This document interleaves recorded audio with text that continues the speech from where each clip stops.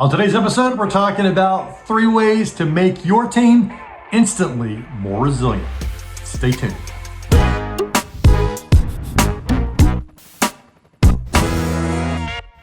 Welcome back to my show where high achievers get productive, get promoted, and get the corner office. Make sure to like and subscribe because every Wednesday I have a new episode coming your way to help you accelerate your career. Resilience is your ability to recover after a challenge. Certainly, this has huge benefits because you can be more productive and focused during the challenge, and you can endure the stress that leads to your professional growth. And frankly, you get a competitive advantage. If you are resilient and your team is more resilient, you're going to bounce forward more quickly than teams that are still spinning and trying to figure things out and not being productive. So certainly, there's a lot of advantages here. However, so many people don't think about resilience until they really need it.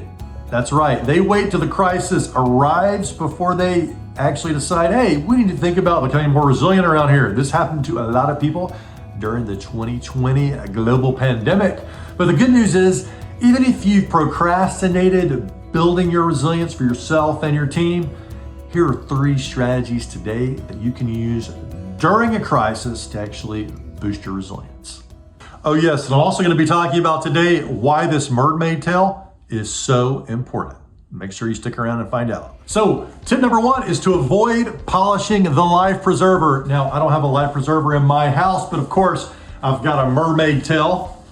It's not my mermaid tail, in case you were wondering. I don't think it would fit me, but who knows? Maybe I should give it a shot.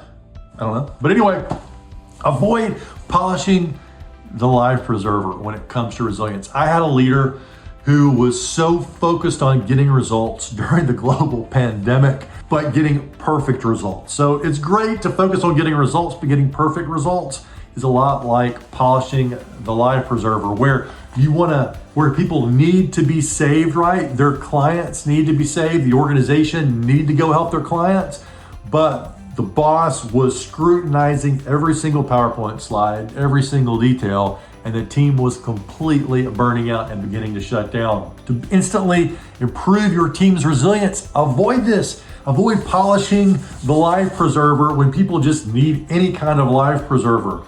And so the beautiful part was, working with this client, we began to strip away the whole polishing of the life preserver and just getting the proverbial life preserver of their team out to clients.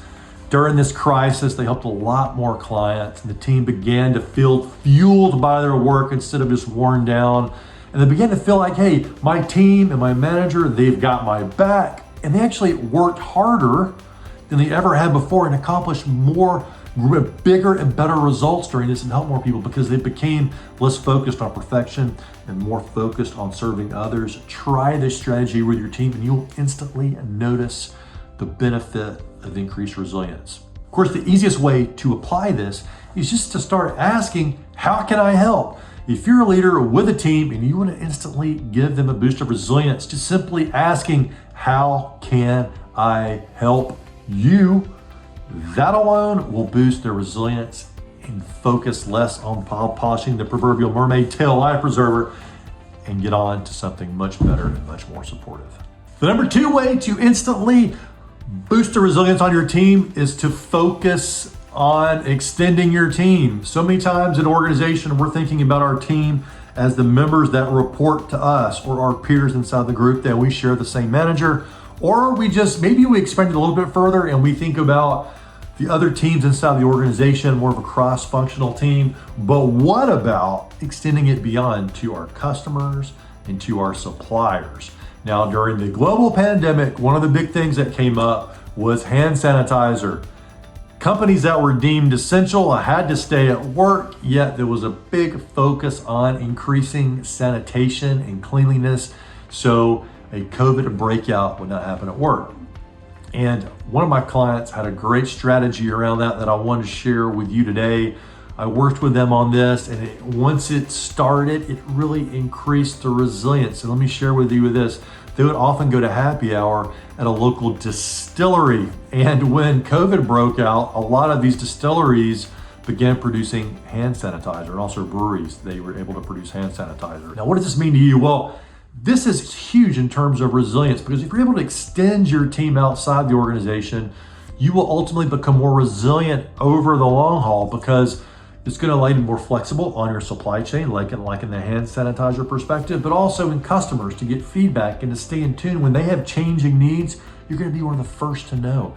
And that, my friend, can make your revenue stream more resilient. So who doesn't want that kind of resilience? You can also do things like when you have recognition calls, invite your suppliers in, recognize the ones that are top performing, that are being flexible for you.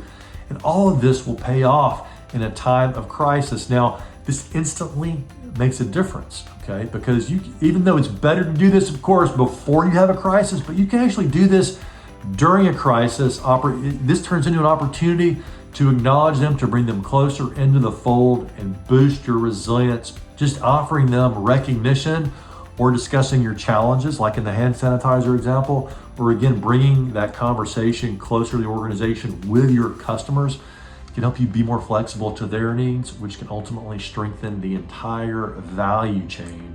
So my friends, make sure that you're thinking about extending your team to increase the resilience for yourself and your organization. Now, I'm about to give you the number 3 big tip here. Make sure you stick around to the end of this tip, because I'm going to share with you the tip, but then I'm going to share with you some examples of how you can apply it. That's going to be really, really helpful to you. Now, the third tip here is to help your team hold itself accountable. And this came from one of my clients during the pandemic who was exhausted talking about accountability.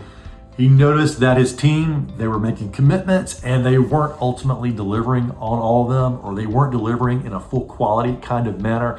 So he was looking for a way to lighten the workload. And the best way to do this, and this significantly increased their resilience, is to help the team hold itself accountable. And the way you do that is you hold your team meetings, for example. So when it comes to helping your team hold itself accountable, it really helps to think about this idea that was coined by author Keith Ferrazzi. And the idea is called bulletproofing. Now, Keith has got another book you're probably familiar with. It's called Never Eat Alone. I love this book. I'll probably do another video and want to highlight some of his awesome work in here. But he has this idea, Keith's got this other idea called bulletproofing, which again, helps your team present an idea, but then the team holds itself accountable. And what happens in this bulletproofing idea is you do a breakout session. So you may have a team meeting with maybe 10, 15 people, and then you do these breakouts. So you can do these in person, or you can do them over video, like it can be Microsoft Teams or Zoom, but do a breakout and then have them ponder these questions. So after an idea is presented, so the first question is, what new idea might be helpful? So what new idea could you contribute to this one that would help this idea become even more successful? Number 2, what's a challenge or risk that you could bring up? So an idea is presented and then you're thinking through this idea and you're sort of playing the devil's advocate role, but instead of poking holes in it, you're just mentioning a risk or a challenge that could come up to help them in advance. Number 3 is, what help or specific resource could we offer to help support this idea?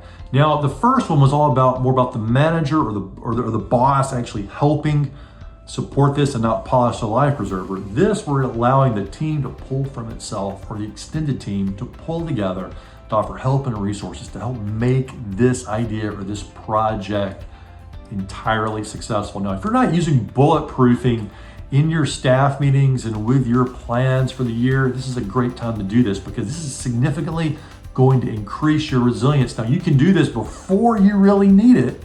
You're gonna lift up your resilience level, so you'll be more resilient when a challenge comes. But if you're already in a crisis and your productivity is taking a hit, the good news is you can apply this immediately, and this will give you a boost. So let's quickly review these so you can apply at least one of these to your workday. Number 1, avoid polishing the life preserver, and avoid polishing the life preserver with the mermaid tail. Don't need to do that. The second one is to extend your team. Remember the hand sanitizer example. And then the third one is to think about this idea of helping your team hold itself accountable. Some people call it peer-to-peer accountability. Some people call it just getting more people involved and getting everybody rowing in the same direction and helping each other. Keith Ferrazzi calls it bulletproofing, but whatever you want to call it, get more people involved, get people rowing the right direction. You will see your resilience instantly go from here to here. Now, if you really want to boost your resilience and you really want to accelerate the resilience and the excellence of your team and help them accomplish their goals even during a crisis, make sure you stick around for the next video.